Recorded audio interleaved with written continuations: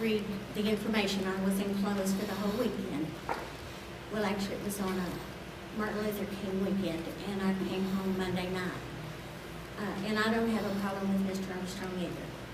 I did question the tuition, and personally, I feel like we still should not pay that, and that's just mine.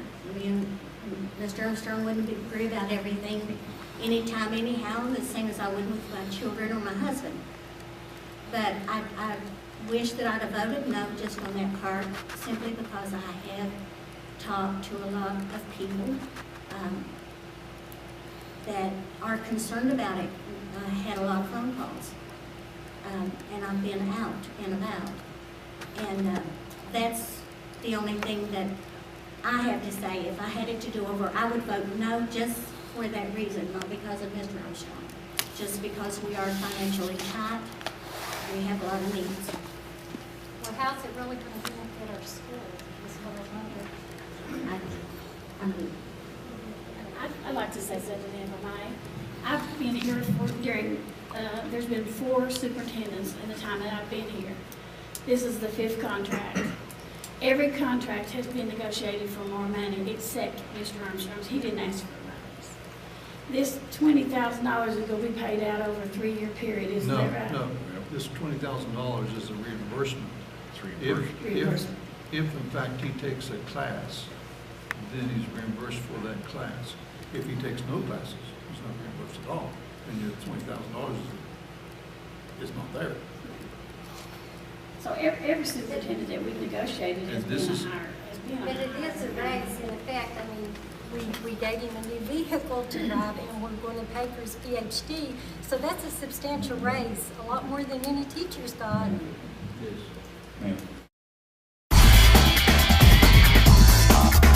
First, I have to submit a reimbursement to be paid. I have not submitted a reimbursement yet, and I don't know that I will. But the board complimented me by having faith in me to say we value a better educated superintendent. The class I'm taking this semester is using research to improve school. One of my textbooks, using research to improve schools. When you start working as a superintendent, the Department of Education has a year-long mentoring program. You go, you take, or you don't take classes, but you listen to people lecture, and you go and you take a test, and you pass that. If you're a superintendent for 1 year or 20 years after that, there's no additional requirement from anybody that says you have to improve your education. Now, the experience, the day-by-day experience of working as a superintendent is, believe you me, a wonderful teaching tool. But there's no formal requirement at all to improve your education. I chose on my own at 58 years of age, to go back to school, to challenge myself to become better educated. It won't make me better than anybody, but it will give me a better education as a superintendent. I hope to improve the quality of teaching and learning in Lawrence County. That's my motive. I commend you As for well continuing your as the ability education. to attract I do. funds. I would even encourage, let me say, I would even encourage this Board of Education or any Board of Education to put into a contract for any superintendent they hire to say, we expect you to apply and to be accepted and to complete, if not already completed, a doctoral program in education administration so that you can be a better educated superintendent, so that you can set an example for staff and students that lifelong learning is important. And the whole reason why I ran for school board is because when I came here to school, the community in the school was so tight, and it was such a wonderful place to be at. And I felt like it's pulled apart a little bit.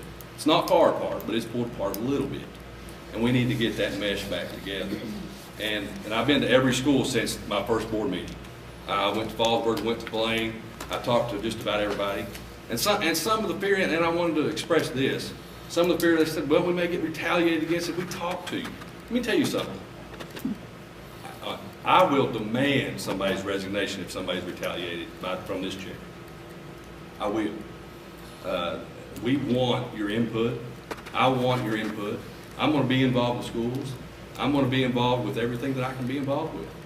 And I want your input because you ultimately elected me. Now, people blamed it, but I'm still going to blame it because once you get on this board, you represent everybody.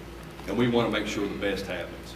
And as far as the contract goes, it was my very first meeting, and I was not as informed as I wanted to be. And I told Mr. Armstrong, not against him, but my father always told me to make an uneducated decision, you were a fool. And I wasn't going to be a fool. So I want to assure people that we're up here to do the right thing. And now that I have looked into it in quite a different ways, I feel that we have a sound system. We have a lot of work to do, but I think we do have a sound system and sound pieces in place. But we do, Mr. Armstrong knows I'm going to hold his feet to the fire. That's my job. And this is what this board's job is. We're the board. He can't set anything in motion that we don't put in motion. That's the law. So I think that we all need to get together and get stronger as a community and stronger as a school and make this school what it should be.